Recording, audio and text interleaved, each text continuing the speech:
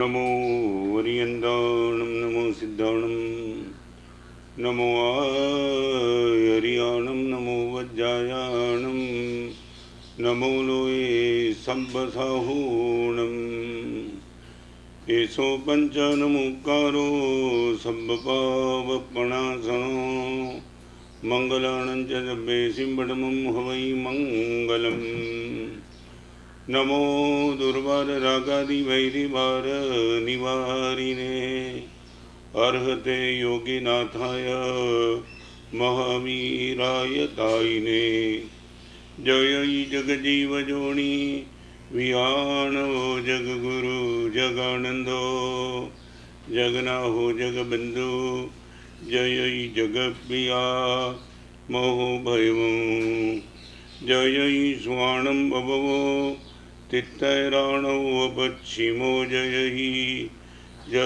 गुरुलोगाणौ जय महब्बा महावीरो ओंकारं बिन्दुसंयुक्तं नित्यं ध्यायन्ति योगिनः कामदं मोक्षदं चैव ओंकाराय नमो नमः।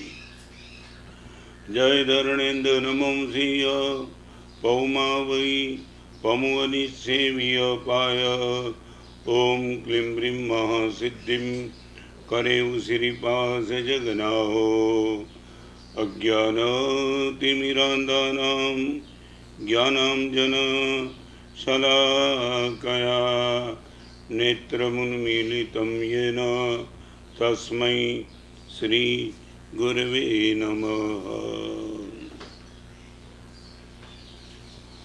मंगलवार, बुधवार, गुरुवार, शुक्रवार 4 दिन एक ही सब्जेक्ट पर हमारी बात चली, टैलेंट।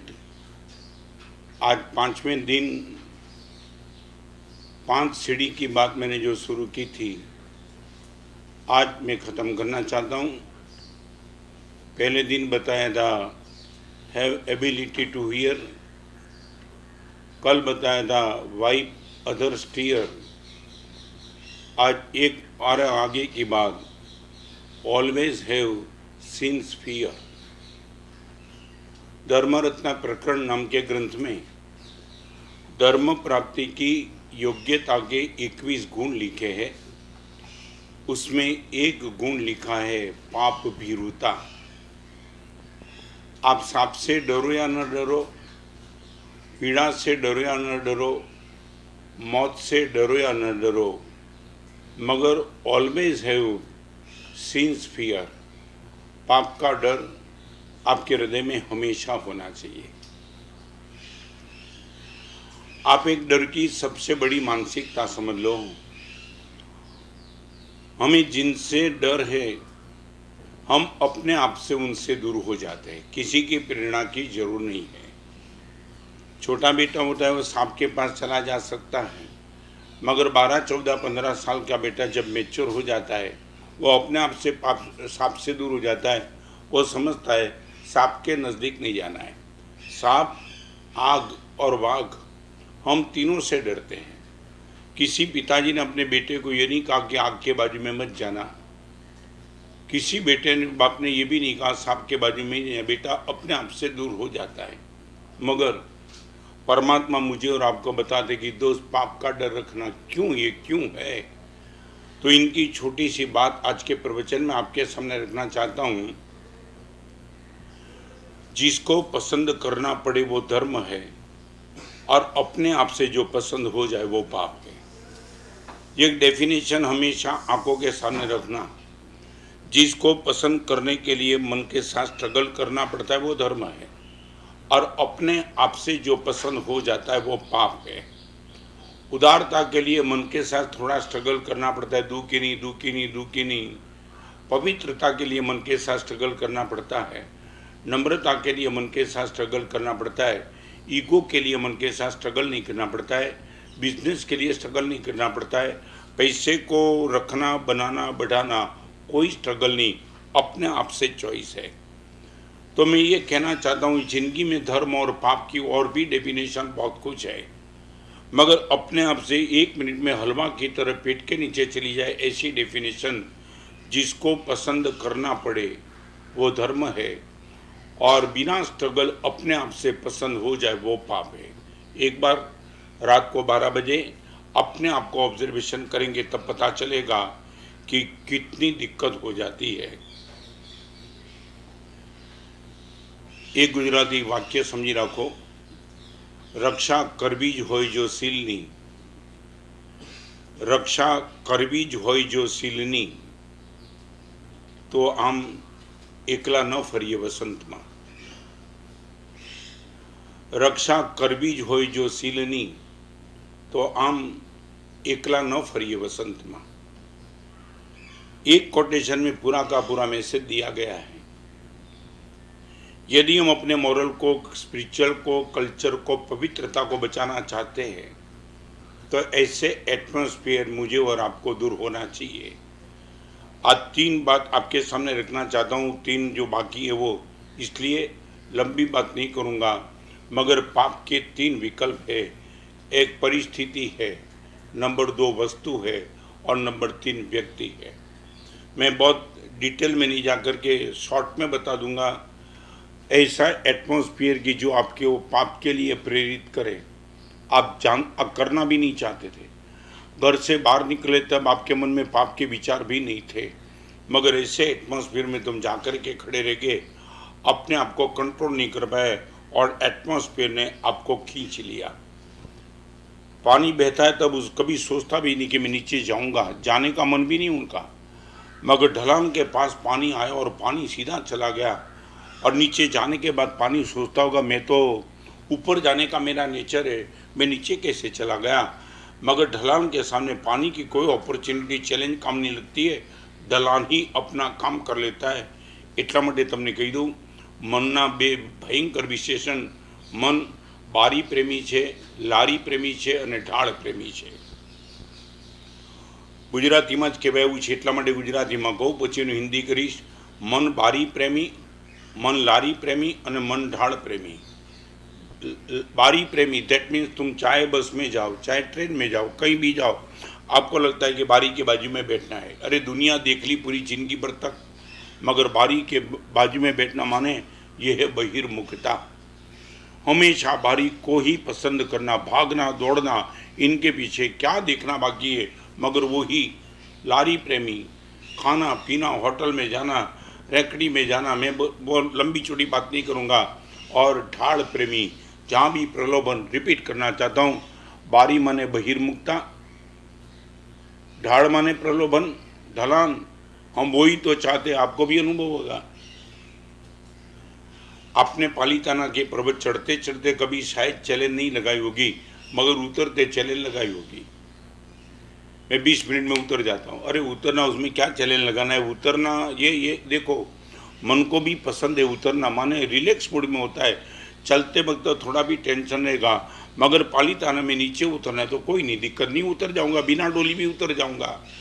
तो मैं आपको ये कहना चाहता हूँ, have always fear of since, पाप भीरुता।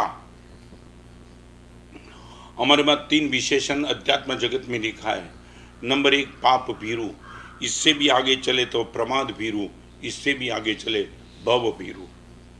हरिभद्र श्री महाराज ने अपने हर ग्रंथ में भगवान से डिमांड की है, भव वीर हवरम देही में देवी सारम। भगवान मुझे भव का वीर हो। भव वीर बहुत दूर की बात है, इससे पहले प्रमाद का डर, और प्रमाद के पहले भी पाप का डर। आप अपने आप से चेक कर लेना। और आपको मैंने पाप की बात बता दी। मुझे 54 साल के दीक्षा प्रिय के बाद भी मुझे यदि गलत से बचाने का काम करता है तो मैं आपको भी कहना चाहूँगा, 4 विकल्प मुझे गलत करने से बचाते हैं। पहला विकल्प मांस। यदि मैं अनेक लोगों के बीच में हूँ तो शायद अपने आपसे गलत से बच सकता हूँ, क्योंकि सबकी दृष्टि मेरे पर है। मैं आपको ये बताना चाहूँगा, 4 विकल्प धर्म के क्षेत्र में गलत करने से मुझे बचाने का काम नंबर 1 स्त्री संग करता है। नंबर 2 संग यदि मेरे पास नहीं है तो नंबर 2 मुझे बचाने का काम मेरे गुरु भगवान करते हैं। और लॉकडाउन के माहौल में संग मेरे पास नहीं है, मैं जिस ग्रुप में बैठा हूँ तो मेरे गुरुदेव भी मुझे गलत करने से बचाते हैं। संग नहीं है मगर गुरुदेव भी नहीं है, तब मुझे बचाने का काम शास्त्र वचन कर देते हैं। याद आता है, ज्ञान सार में ये लिखा है, भगवती सूत्र में ये लिखा है, प्रशमृति प्रकरण में ये लिखा है, उमा स्वाति महाराज ने ये करने की मनाही की है, मगर एक चौथे नंबर का विकल्प, मैं पढ़ा लिखा भी नहीं हूँ, न मुझे ज्ञान सार याद है, न मुझे प्रशमृति प्रकरण याद है, न मुझे शांत सुधार याद है, न मुझे कोई भगवती सूत्र याद है, मैं कुछ पढ़ा लिखा ही नहीं, और फिर भी मैं अपने आप से पाप से बचना चाहता हूँ। चौथे नंबर का विकल्प इतना श्रेष्ठतम है, 100% आप इनको फॉलो करो तो पाप से बच सकते हो, और वो है मेरा और आपका कॉन्शियस। मैं रिपीट करना चाहूँगा, मुझे गलत से बचाने का काम श्री संग करता है। संग यदि फैल जाता है कभी तो मेरे गुरु भगवान करते हैं। मेरे गुरु भगवान की कभी नहीं अनुपस्थित है तो मेरे पास रहा हुआ मेमोरी में जो स्टोरेज है शास्त्र वचन, उनको याद करते मैं पाप से बच जाता हूँ। और लास्ट विकल्प मेरे पास है मेरा कॉन्शियस। रात को 12 बजे अंधेरे में भी कॉन्शियस बताएगा ये तो गलत करता है, और अपने आप से मैं बच जाऊँगा। आपसे मैं इतना कहना चाहूँगा, आगे चलना चाहूँगा। इससे पहले फिर से मैं रिपीट करना चाहूँगा, ऑलवेज हैव सिंस फियर, पाप का डर हमेशा के लिए। आपके बेटे को भी ये राय देना, आपके बेटे को बहादुर भले बनाओ, मैं पाप से डराऊं उनको। पाप से डरने वाला आप ये मत मानना कि संसार के क्षेत्र में कमजोर रहेगा, वही तो श्रेष्ठतम बहादुर बन जाएगा। अपराध कम होगा। मैं रिपीट करूं, क्राइम के केस को कम करने का भी श्रेष्ठ विकल्प पाप भीरुता है। जो पाप से डरेगा वो अपराध कैसे करेगा, वो गुनाह भी कैसे करेगा, वो अपने आप से बच पाएगा। अभी मैं आगे एक गंभीर सब्जेक्ट पे आना चाहता हूँ। शायद वो सब्जेक्ट 15-20 मिनट इस प्रवचन का ले तो मुझे कोई फर्क नहीं रहेगा, मगर मैं वो कहना चाहता हूँ। तीसरे नंबर की बात मैंने बताई, ऑलवेज सिंस फियर, और चौथे नंबर की बात, never break heart of dear. Never break heart of dear. इस सब्जेक्ट में आगे जाने के पहले थोड़ा फाउंडेशन आपके सामने कर लूँ। हमारे वहाँ दो विकल्प जहाँ भी आते हैं, 2, वहाँ शास्त्रीय परिभाषा में उनको चतुर्भंगी कहते हैं। शायद आपने ये शब्द नहीं सुना, मगर आज 3-4 महीने से प्रवचन चलता है। आपके विजन को, आपकी टैलेंट पर भरोसा करके थोड़ा 2 मिनट के लिए आपको मैं डेप्थ में चला जाऊँगा।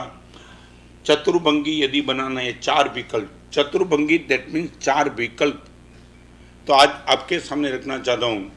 मेरे सामने 2 विकल्प है, उत्तम और उपकारी। अभी मैं उनकी चतुर्भंगी करता हूँ, आप अपने आप से चेक कर लेना। मेरे जीवन में आपको मैं लेसन देता हूँ, अभी इसी टाइम प्रवचन में लेसन देता हूँ, कल के लिए नहीं। चालू प्रवचन में आप अपने आप से लेसन का मुझे जवाब दे सको, या तो आपकी डायरी में लिख दो। नंबर 2, आपके जिनमें उत्तम भी हो उपकारी भी हो वो कौन है। नंबर 1, जिसके पास उत्तमता भी है और आपके जीवन के लिए वो उपकारी भी है, आपके जीवन को सीधा टच किया उसने, ऐसे व्यक्ति का नाम आपकी आंखों के सामने यदि हो, उत्तम भी हो उपकारी भी हो। नंबर 1, चतुर्भुंगी में सबसे पहले नंबर का विकल्प उत्तम और उपकारी। मेरे हिसाब से मैं बताऊं, आपका लेसन जो भी हो, मेरे हिसाब से मैं बताऊं तो मेरे पिताजी महाराज साहब वो उत्तम भी थे उपकारी भी थे, जन्म से पहले दिन से। वो उत्तम कितने थे वो तो मैं ही समझता हूँ कि कितने उत्तम, कितने पवित्र, कितने आपने मेरे जीवन को कहाँ से कहाँ उठा के लाया। तो मैं बताना चाहता हूँ, पिताजी उत्तम और उपकारी थे, और दीक्षा के बाद मेरे गुरुदेव भी वही बने, और गुरुदेव भुवन भानु सिंह के लिए तो कोई शब्द ही नहीं बनता। अनंत उपकारी, परम उपकारी, उत्तम। आपको एक बार ऑब्जर्वेशन करके आप आपकी नोट के सामने लिख देना, मेरे जीवन के उत्तम भी है और ये उपकारी भी है। एक नाम, दो नाम, तीन नाम, पांच नाम, जो भी हो, मगर ओनली वन नेम तो कम से कम आना चाहिए, जो उत्तम भी है, जो उपकारी है। नंबर दो, उत्तम है मगर आपके जीवन के वो उपकारी नहीं। नो डाउट उत्तम जरूर है, मगर सीधा कभी आपके जीवन में इनका परिचय ही नहीं हुआ, और आपके उपकारी न भी हो, मे भी पॉसिबल, कोई विरोध नहीं है। आप इनको लेकर के नोट डाउन करो तो ऐसे कई महापुरुष, कई सज्जन, कई सन्नारी, कई श्राविका, कई मार्गानुसारी गुण में क्षेत्र में बैठे हुए, आप दावा के साथ इनका नाम सुनो और आप नतमस्तक हो जाएंगे। सामने वाला बोलेगा आपके जीवन पर उनका कोई उपकार है, उपकार नहीं मगर बहुत उत्तम है। जो मैंने उनकी गुडविल सुनी है, कमाल कमाल कमाल, ऐसा तो आदमी मैंने कभी देखा नहीं। ये सेकंड नंबर का विकल्प चतुर्भंगी में आपके लिए उत्तम है मगर उपकारी नहीं है। मे बी पॉसिबल कोई ऐसे आचार्य भगवान जिंदगी भर तक आप कभी उनको मिले ही नहीं। मैं कहना चाहता हूँ, मैं ऐसे आचार्य भगवान का नाम आज देना चाहता हूँ, पूज्यपाद आचार्य भगवान नवरत्न सागर सूरी महाराज। आपको बहुत नज़दीक से, कई जगह नज़दीक से आते हुए देखा, मगर मिलने का सौभाग्य, सद्भाग्य कभी मिला ही नेवर। नज़दीक आना विहार करके करके नज़दीक गए, मगर कभी पूरी जिंदगी में 54 साल के दीक्षा प्रिया में मुझे याद नहीं आता है मैं आपको मिल पाया। मगर परम उत्तम, श्रेष्ठतम, कमाल कमाल।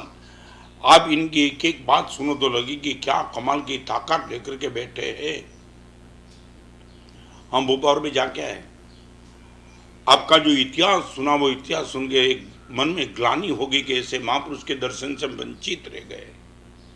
तो आपके जीवन में भी कोई हो सकता है, उत्तम है मगर सीधे आपके जीवन को टच नहीं किया, और आप बोल सकते हो 100% उत्तम तो है, मेरे उपकारी हो या न हो कोई फर्क नहीं पड़ता है, मगर उत्तम तो है।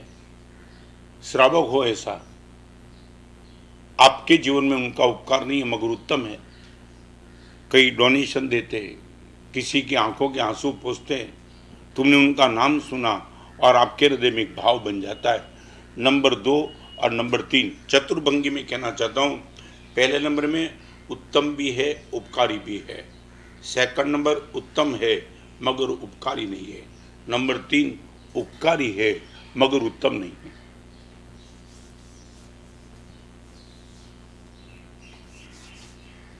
आप ये बोलेंगे गुरुदेव ऐसे कोई हो सकते, उपकारी होने के बावजूद भी उत्तम नहीं? बहुत बहुत बहुत हो सकता है। और आपको मैं एग्जाम्पल बताना चाहता हूं, एक नंबर का व्यभिचारी कोई बाप हो, गलत संग में चला गया हो, बेटे के लिए पिताजी की छवि उत्तम की नहीं है मगर उपकारी की तो निश्चित है। जन्म दिया, जीवन दिया, इतना बड़ा किया, आज पिताजी का जीवन कैसा भी हो मगर मेरे जीवन के उपकारी तो निश्चित है। ये तीसरे नंबर का विकल्प, वेश्या का बेटा भी अपनी माँ को तो उपकारी तो मानेगा ना। किसी भी मजबूरी का कारण के खुद की माँ अपने शरीर को बेचती होगी, मगर वो बेटा दूसरे के सामने बोलेगा आखिर तो मेरी माँ है, जैसी भी है। चतुर्भंगी में तीसरा नंबर का विकल्प उत्तम नहीं है मगर उपकारी जरूर है। और चौथे नंबर का विकल्प न उत्तम है न उपकारी है। अभी मैं चौथे नंबर की सीढ़ी की जो मैंने बात बताई, आप एक बार 3 कैटेगरी में कौन कौन आ जाए, चौथे नंबर की बात मैं नहीं करना चाहता हूं। कई ऐसे लोग हैं दुनिया में, अब्जों की संख्या है, उत्तम भी नहीं है उपकारी भी नहीं है। चोर, डाकू, व्यभिचारी, लुच्चे, लफांगे उत्तम भी नहीं, आपके जीवन में उनका उपकार भी नहीं है। उनको डिलीट कर दो। मगर 3 कैटेगरी में उत्तम है, उपकारी है, उत्तम है मगर उपकारी नहीं है, उपकारी है मगर उत्तम है। तो मैं आज आपको एक गंभीर बात करना चाहता हूं। 10 पूर्वोत्तर उमा स्वाति जी महाराज प्रशमृति प्रकरण नाम के ग्रंथ में उपकारी को नंबर 1 पर रखते हैं और उत्तम को नंबर 2 पे रखते हैं। 10 पूर्वोत्तर आचार्य भगवान उमा स्वाति महाराज का वो स्लोगन आपको बताना चाहता हूं। दुष्प्रतिकारो मात पितरो गुरु स्वामिश्च लोकेस्मिन। आपको मालूम नहीं होगा, मैं क्रम बताऊंगा। पहले संस्कृत श्लोक समझ लो। दुष्प्रतिकारो मात पितरो स्वामी गुरुश्च लोकेस्मिन। 3 उपकारी, एक आलोक और परलोक दोनों में उपकारी। पहले नंबर में उपकारी माता, नंबर 2 में उपकारी पिता, नंबर 3 में उपकारी आपको बिजनेस में जिसने संभाल लिया, आपकी आर्थिक स्थिति से आपको संपन्न किया, वो नंबर 3, और गुरुदेव का number 4। I am on the at the 4th number. 3 उपकारी आज आलोक के, और आलोक और परलोक दोनों के उपकारी गुरुदेव। दुष्प्रतिकारो, जिनके उपकार का बदला चुकाना दुष्प्रतिकारो 100% बड़ी मुश्किल है, वो 3, और गुरु का उपकार चुकाना 100% इम्पॉसिबल है, नंबर 4। 3 कैटेगरी को याद करो। मैं 3 की बात करना चाहता हूं। माता पिता स्वामी। स्वामी माने आपका बॉस। यदि बहुत छोटी उम्र में किसी ने आपका हाथ थाम के आपको नौकरी दे रखी है, अपनी दुकान में बिठा दिया और आपको आगे लगा, ये आपके 1 नंबर का उपकारी है। ये भी माता पिता के बाद नंबर 3। आज मैं आपको पूछना चाहता हूं, उत्तम है कि नहीं, चेक नहीं करना। अभी फिर से बताना चाहता हूं, मैं आज बात आपके सामने वो करना चाहता हूं। ये तीनों उत्तम है कि नहीं वो चेक मत करना, उपकारी 100% है। मेरे माता पिता कितने पवित्र है, नहीं सोचना, नहीं अभी नहीं सोचना। पहले नंबर में ये सोच दे उपकारी है। उमा स्वाति जी महाराज जब लिखते हैं 100% तेरे उपकार की 3 कैटेगरी और जो दुष्प्रतिकारो। मैं आपको ये पूछना चाहता हूं, बड़ी गंभीरता से आज के प्रवचन में आपको पूछना चाहता हूं, परमात्मा की पूजा का मन में जितना भाव है, इतना भाव माता पिता की पूजा का आपके मन में है क्या?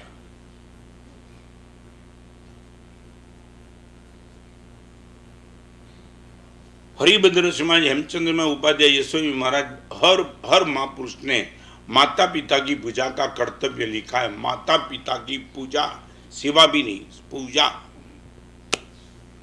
उसमें मैं आगे चलना चाहूंगा। पहले आपको इसलिए मैं कहना चाहता हूं, never break the heart of dear.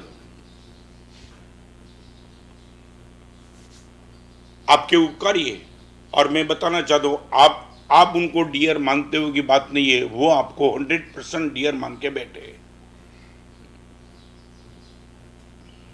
एक प्यारा एग्जाम्पल आज आपको देना चाहता हूं। आज मैं मेरे जीवन को ऑब्जर्वेशन करता हूं, सच बताऊं, मेरे पिताजी देव सुंदरी जी महाराज, आपका संसारी पना में नाम था दलीचंद भाई। ऑन द एज ऑफ 57 आपकी दीक्षा की भावना थी ही नहीं। मैं रिपीट करना चाहता हूं, एक समय आपकी दीक्षा की भावना थी, मैंने रोकी थी। और जब मेरी दीक्षा का मन हुआ तो पिताजी ने दीक्षा लेने का सोचा नहीं था। मेरा काम नहीं, बस ऑन द 56 अब मैं दीक्षा लेके करूं तो क्या करूं। आज मैं इतना आनंदित हूं। मैंने पिताजी को देवकर्ण मुलजी उपास्य में जाकर के समझाया था, गुरुदेव, पिताजी को कहा था, पिताजी आप एक काम करो, दीक्षा लो, जिंदगी भर तक आपकी एक रात आपसे मैं अलग नहीं रहूंगा। आपकी सेवा का मौका जिंदगी में मुझे मिला नहीं, मां तो चली गई थी और आप ही तो है। और आने वाले दिनों में मैं भी समझता हूं कि आपकी उम्र होगी, आपकी आसक्ति होगी, मगर मैं कैसे आपका ऋण चुकाऊंगा। मां जाने के बाद आप दोबारा शादी कर सकते थे। बहुत लोगों का आग्रह था कि छोटा बेटा है 5 साल का, उनको समझने वाले एक माँ चाहिए, और मेरे संस्कार के लिए आपने दोबारा शादी नहीं की। तो मैं चाहता हूं पिताजी आप चारित्र के मार्ग पे आओ। मैं दावा के साथ कहना चाहता हूं, आपकी समाधि का निमित्त बन जाऊंगा। और सच बताऊं, पिताजी ने दीक्षा ली। 57 साल की उम्र में दीक्षा लेने के बाद पिताजी को जितना आनंद था उससे कई गुना ज्यादा आनंद मुझे था। पिताजी संसारिक क्षेत्र में और मुनि जीवन में गुरु दोनों साथ में। दुष्प्रतिकारो मात पितरो गुरु स्वामिश्चलो केस्मिन्।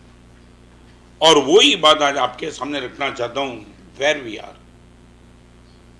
फिर मैं कहना चाहता हूं, तुम ये इनको उपकारी को निगलेक्ट नहीं। दुष्प्रतिकारो लिखने वाले रत्न सुंदर नहीं है।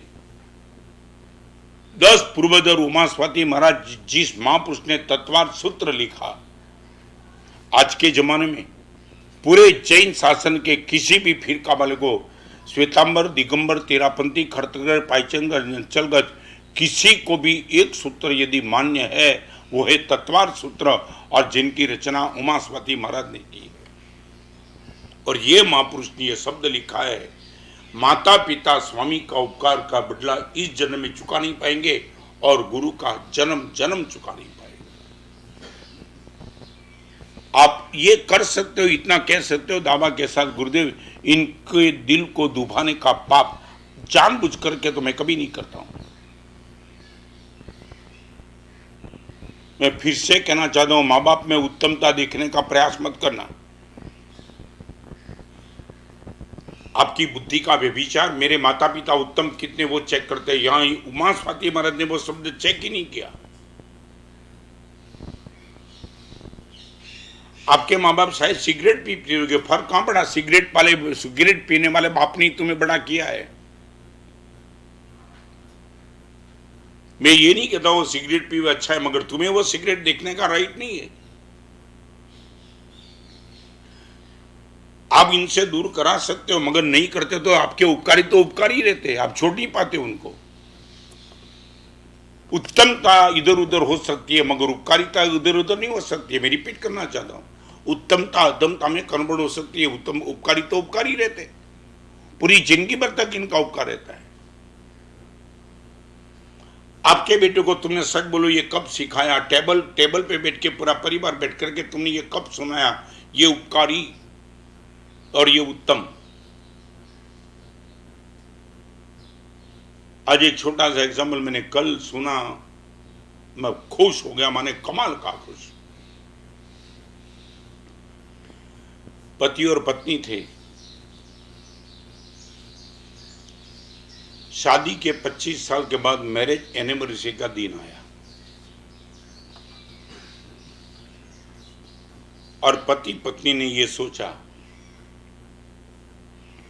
आज का दिन हम घर में मनाएंगे, मगर हमारी ये कंडीशन है, no one will be enter in our home.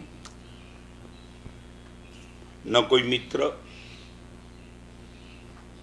कोई रिलेशन वाले नहीं, हम दो ही रहते। माता पिता है नहीं, दूर रहते। पति ने बात रखी, पत्नी ने स्वीकार कर लिया। आज का एक दिन मैरिज एनिवर्सरी का हम अकेले मनाएंगे, दरवाजा बंद करके। मोबाइल, इंटरनेट, नेटवर्क सब एक बाजू, लैंडलाइन का रिसीवर भी उठा के रख दिया ताकि बीच में किसी का फोन ना आवे। और सुबह से लेकर उन लोगों को जो भी नाश्ता करना था सब कुछ कर दिया।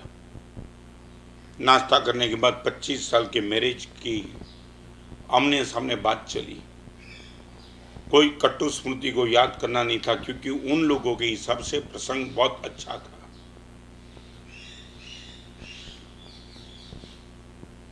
तीन घंटे हुए और दरवाजा खटखटाया। मोबाइल तो बंद था मगर दरवाजा खटखटाया तो रोकने का अपने बस में था नहीं, निगलेक्ट किया। दरवाजा खटखटाने वाले को रिस्पांस नहीं दूंगा तो अपने आप से निकल जाएंगे। पति पत्नी के बीच में बात चलती रही मगर दरवाजा खटखटाना चालू ही रहा। पति ने कहा मैं हॉल से देख लेता हूं कौन है,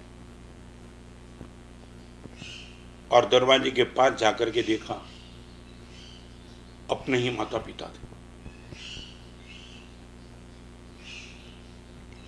मन में आया, 4 दिन के पहले पिताजी को बता तो दिया था मैंने कि हमारी 25 साल की मैरिज एनिवर्सरी इस तारीख पे आती है। पिताजी ने मोबाइल से फोन करने का प्रयास भी किया होगा, मगर हम तो मोबाइल स्विच ऑफ करके बैठे। लैंडलाइन से बात करने का भी प्रयास किया होगा, रिसीवर तो उठा लिया है। 50 किलोमीटर दूर रहने वाले पिताजी लगता है कि मिलने के लिए आए। दोबारा देखा, पिताजी बड़ी उत्कंठा के साथ देख रहे हैं कि दरवाजा खुलता है कि नहीं। और अंदर रही हुई पत्नी ने पूछा, क्या है, कौन है? पिताजी, मां भी साथ में। खोल दो। हमने तय किया आज कोई नहीं।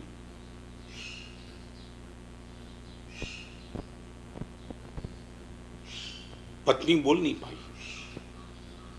वापिस चले जाएंगे। 2 दिन के बाद आएंगे पिताजी। लगेगा पति पत्नी का मामला है, अंदर है, दरवाजा बंद है, उनके एकांत को मैं कहां डिस्टर्ब करूं, चले जाएंगे। गए और दोनों अपने अपने बात में लग गए। करीबन 11:30 बजा, फिर से दरवाजा खटखटाया। धर्म पत्नी ने कहा, आप नहीं खोलेंगे, मैं जाती हूं। और उसने देखा अपने मां बाप थे। पति के सामने देख करके कहा, मेरे खुद के मां बाप हैं, कोई फर्क नहीं पड़ता तेरे मां बाप के मेरे मां बाप। हमने ये पक्का कर दिया, आज कोई नहीं मिलेंगे।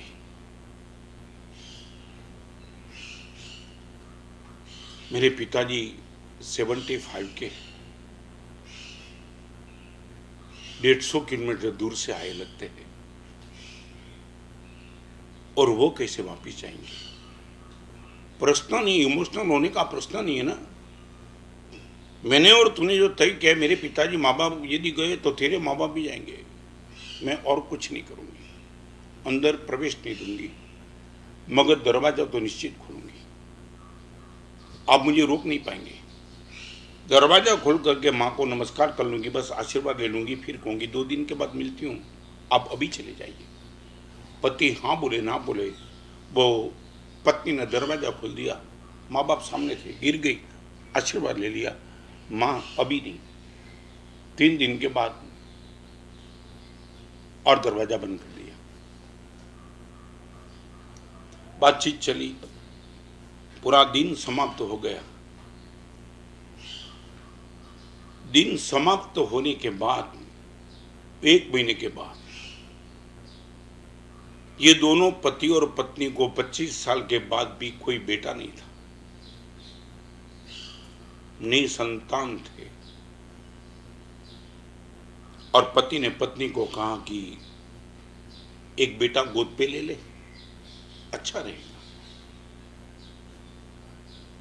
ऐसे बेटे मिलते हैं, हम जिंदगी भर संभालेंगे, पैसा अनपसनब है मेरे पास, चलो। और वो पति और पत्नी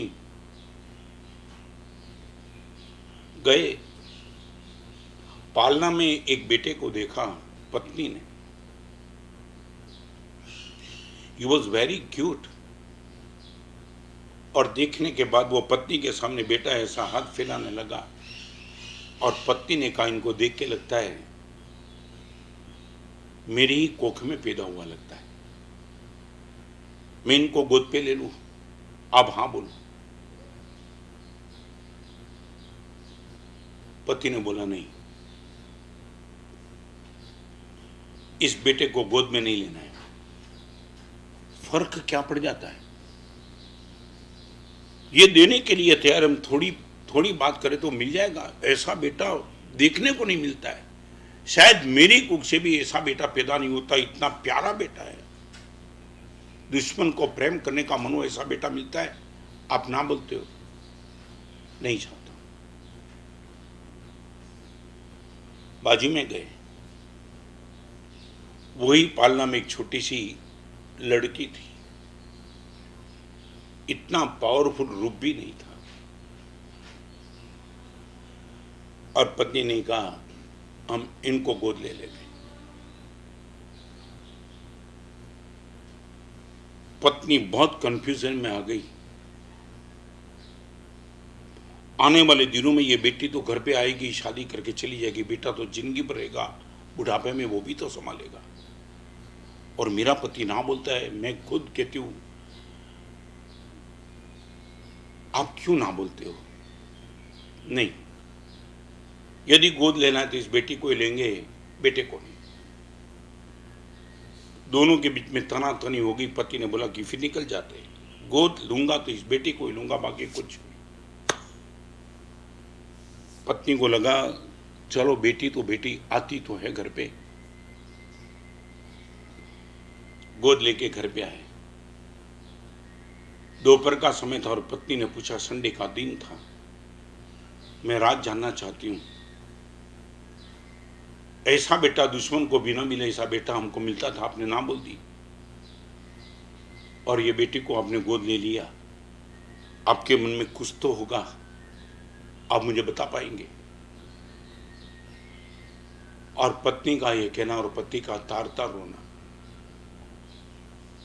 आप क्यों रोते हो? बस 1 महीने के पहले का प्रसंग मेरी आंखों के सामने है। क्या हुआ?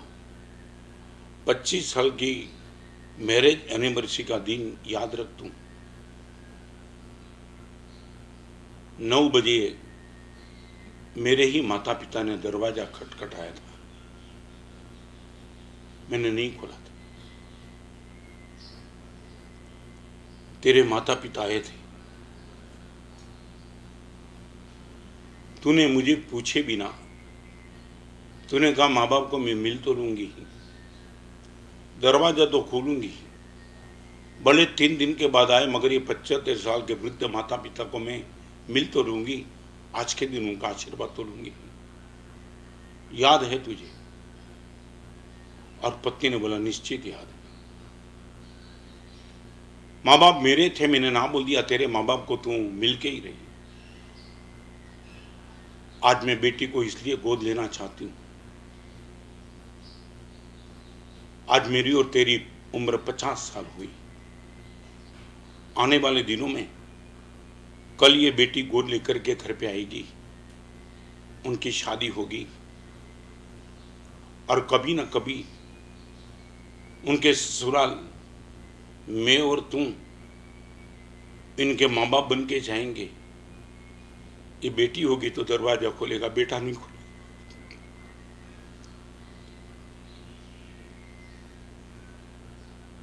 बेटा माँ बाप को निग्लेक्ट कर सकता है, बेटी कभी नहीं कर सकती। मैं खुद बेटा होकर के मेरे माँ बाप को मैंने नहीं दरवाजा खोला था। तूने क्यों खोला था?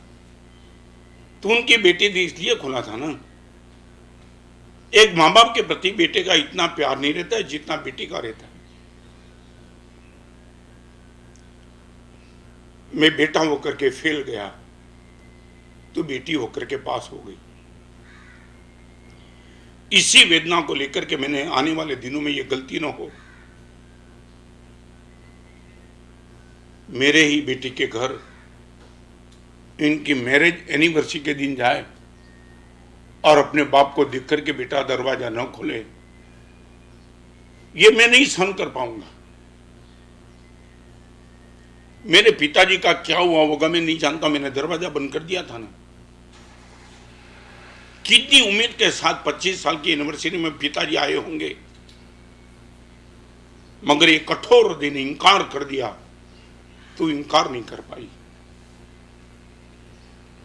मेरे पिताजी को जो सहन करना पड़ा, कल बाप बन के मुझे भी सहन नहीं करना पड़े, इसके लिए मैंने तय किया है, गोद में लूंगा तो बेटी को ही लूंगा, बेटा कभी नहीं।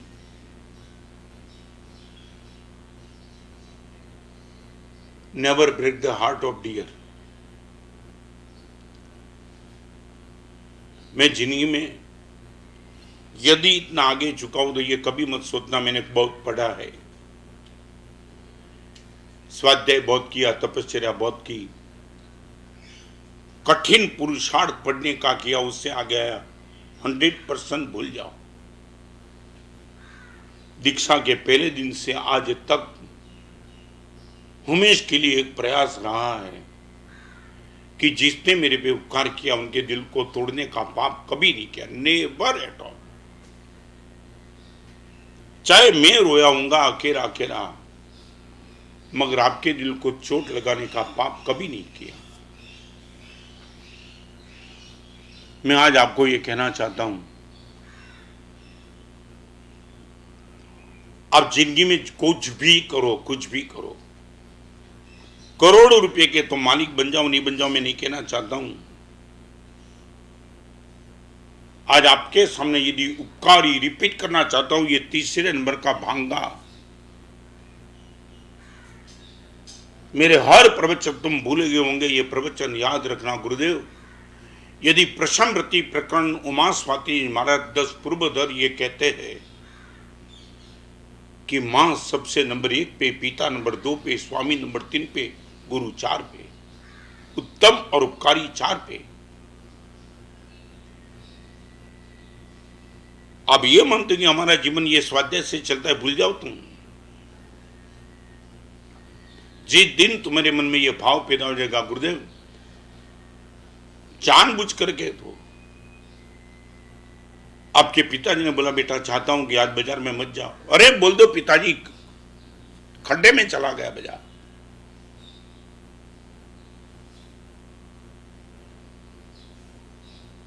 गुरुदेव खुद कलकत्ता जा रहे थे, अनंत उपकारी पूज्यपाद गुरुदेव भुवन भानुसूरी महाराज, और दीक्षा का तीसरा साल। तुम समझते हो 5 साल की उम्र में मेरी मां गवाई, और दीक्षा के तीसरे साल ही पूज्यपाद गुरुदेव जी का वियोग हुआ 3 साल के लिए। और गुरुदेव ने मुझे कहा था, भुवन भानुसूरी महाराज ने, वो टाइम भानु विजय महाराज थे, रत्न सुंदर क्या करेगा गुरुदेव, मेरे लिए दुविधा तो है ही, एक और आप हो, आपके ही प्रेरणा से चारित्र के मार्ग पे आया हूं, और दूसरी ओर मेरे वृद्ध पिताजी है, गुरु भी है।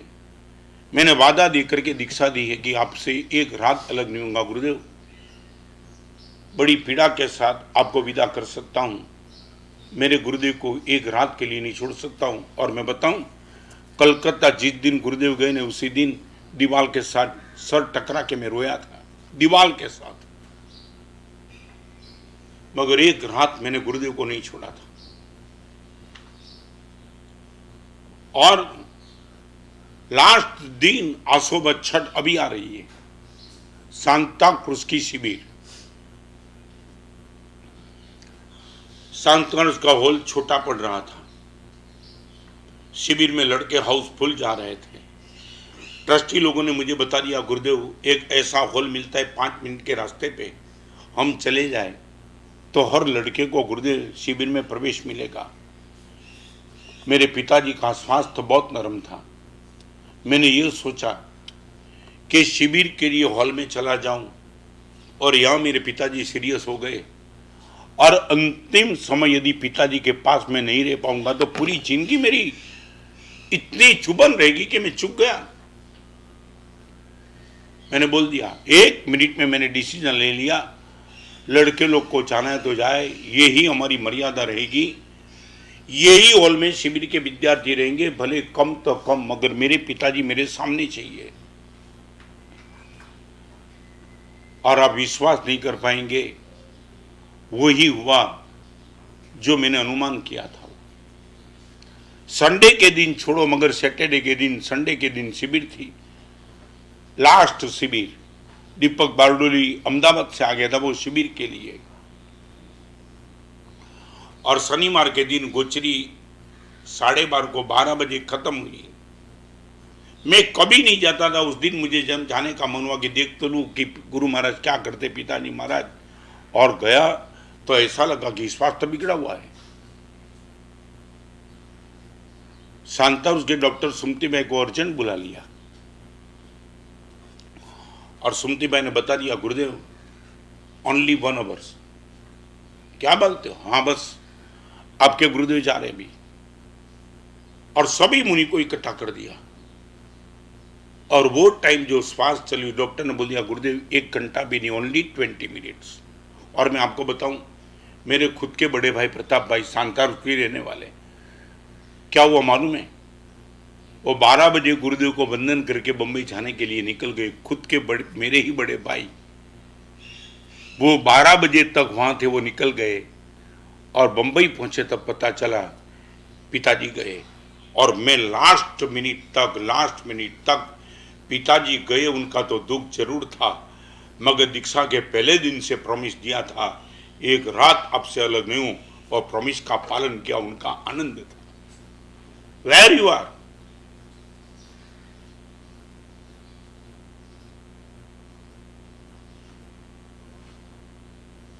माता पिता स्वामी और गुरु उत्तम और उपकारी। यदि आपके पिताजी, मैं नहीं कहता उदम होंगे, हर एक के पिताजी शायद उत्तम ही होंगे, उपकारी तो है ही उत्तम। और यदि आपको आपके पिताजी में दोनों चीज दिखाई पड़ती है, उत्तम और उपकारी, तो फिर तो तुम कुछ पूछना ही नहीं। आज से एक नया जीवन शुरू कर दो। जो पास्ट गया वो गया। कम से कम मैं इतना कहना चाहता हूं, जानबूझ करके रिपीट करना चाहता हूं, अनजान में हो गया माफ करो। और अभी भी मैं कहना चाहता हूं, प्लीज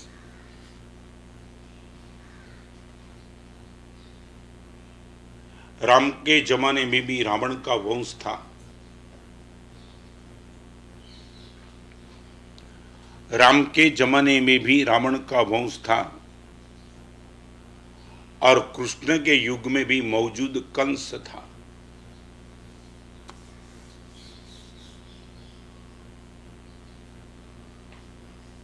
रावण के जमाने में भी रावण का वंश था, और कृष्ण के युग में भी मौजूद कंस था। इतिहास में ऐसा समय कभी नहीं आया, फिर से मैं रिपीट करना चाहूंगा, राम के जमाने में भी रावण का वंश था, और कृष्ण के युग में भी मौजूद कंस था। इतिहास में ऐसा समय कभी नहीं आया जब सरोवर पर बक नहीं था, केवल हंस था। इतिहास में ऐसा समय कभी नहीं आया जब सरोवर पे केवल हंस था, बक नहीं था। माने राम और रावण, कंस और कृष्ण, बक और हंस, हर एक जमाने में गौतम और गोशालक, अजयपाल और कुमारपाल, सब साथ में ही चलते। मुझे क्या बनना है, मुझे चेक करना पड़ेगा। मैं मेरे साधु को भी यही कहना चाहता हूं, और आप सबको भी यही कहना चाहता हूं,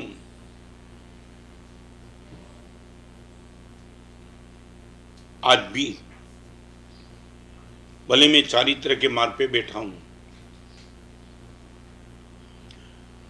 मगर जिन जिन लोगों ने गृहस्थ जन्म में मेरे पे उपकार किए थे, सब मेरी स्मृति पथ में है। मैं आज आपको एक विजन भी देना चाहता हूं। आप नमुत्तुलम पढ़े हो, जय विराय पढ़े हो, सग्रम पढ़े हो, जय विराय सूत्र पढ़े हो, सकल तीर्थ पढ़े हो, जीव विचार, नव तत्व, दंडक संग्रहणी पढ़े हो, 3 भाष्य पढ़े हो, 6 कर्मग्रंथ पढ़े हो, कम्म पेढ़ी पढ़े हो, शांत सुधरस ज्ञान सार प्रशमृति वितराग स्तोत्र वैराग्य स्तोत्र, जो कुछ भी पढ़े हो उनका स्वाध्याय जरूर करो, मगर सप्ताह में एक दिन उपकारी का भी स्वाध्याय करो। Once in a week. आज एक काम करो, आपकी डायरी में जब से आप मैच्योर हुए तब से किन किन लोगों का उपकार आपने लिया, एक बार नोट डाउन कर लो और याद कर लो, इनका मैंने उपकार लिया था। चाहे वो आप किसी भी क्षेत्र में हो। मगर एक बात, उपकार की बात निकली है, तब आपको मैं कहना चाहता हूं, इतर दर्शन का एक स्लोगन मैं आपको देना चाहता हूं। इतर दर्शन में एक शब्द लिखा है, कृतज्ञ नास्ति निष्कृति ही। ये संस्कृत शब्द का हिंदी में अर्थ करूंगा, लिए हुए उपकार को जो भूल गया है जानबूझ करके, उनके पाप का कोई प्रायश्चित नहीं है। व्यभिचार के पाप का प्रायश्चित है, मर्डर के पाप का प्रायश्चित है, मगर जो कृतज्ञ बन चुका है, लिए हुए उपकार को जो भूल चुका है, उसके पाप का कोई प्रायश्चित नहीं है, प्रायश्चित नहीं है।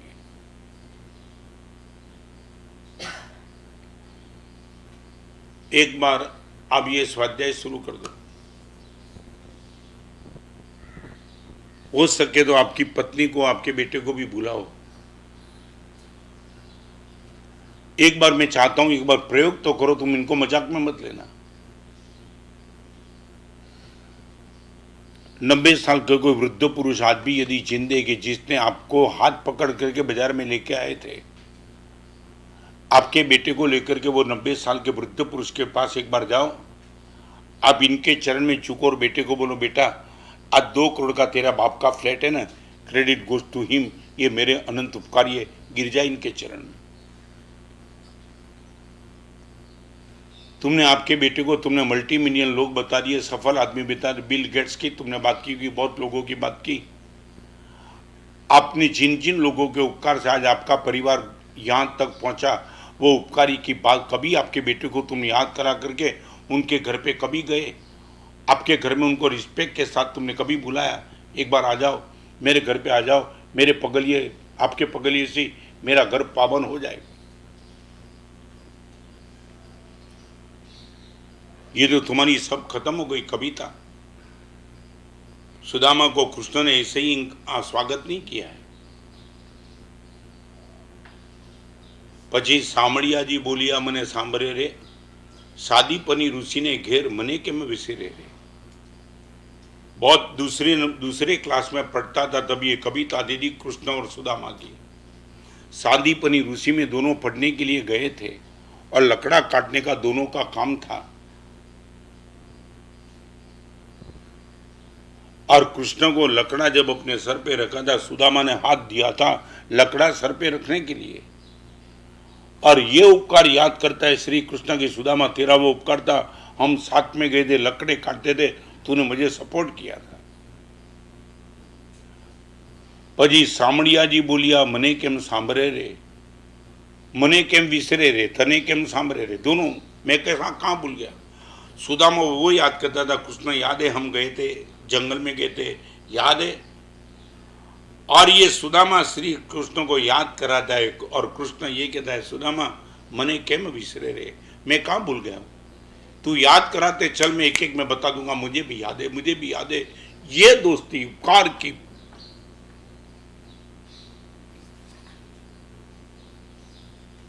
कितने उपकारी याद है आपको। और एक बात बताना चाहता हूं, नजदीक वाले उपकारी की आशाधना करना और उत्तम को वंदना करना एक जात का दंभ होगा।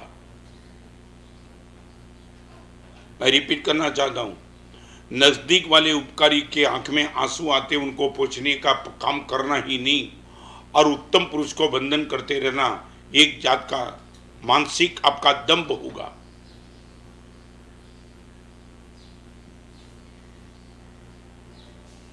बूढ़े माता पिता घर के कमरे में बंद है, वहां जाने का टाइम नहीं। तुम बोलते हो मैं अष्टप्रकारी पूजा 2 घंटा भगवान की करता हूं। 90 साल की मां बैठी है, वो वृद्ध है, उसके पास जाने का टाइम नहीं, और वो बोलता है मैं तो जाता हूं।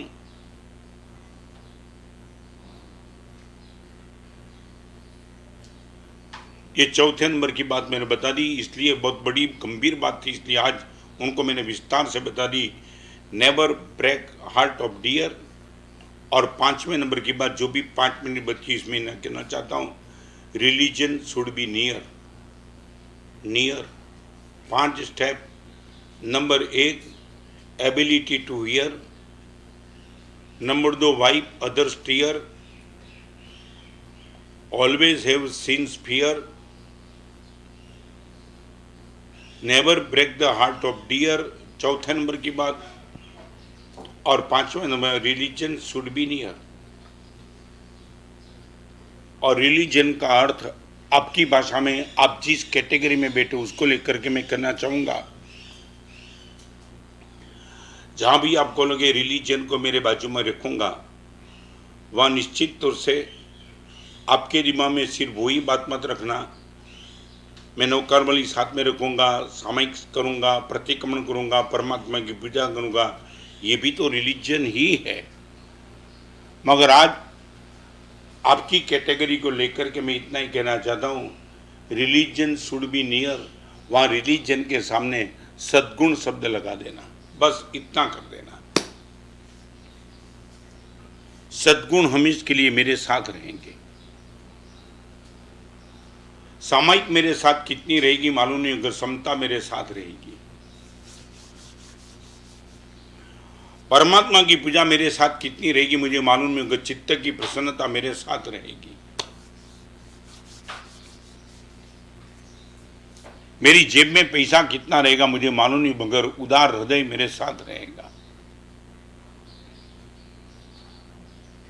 जिस दिन आपके मन में यह भाव बन गया, गुरुदेव रिलीजन शुड बी नियर,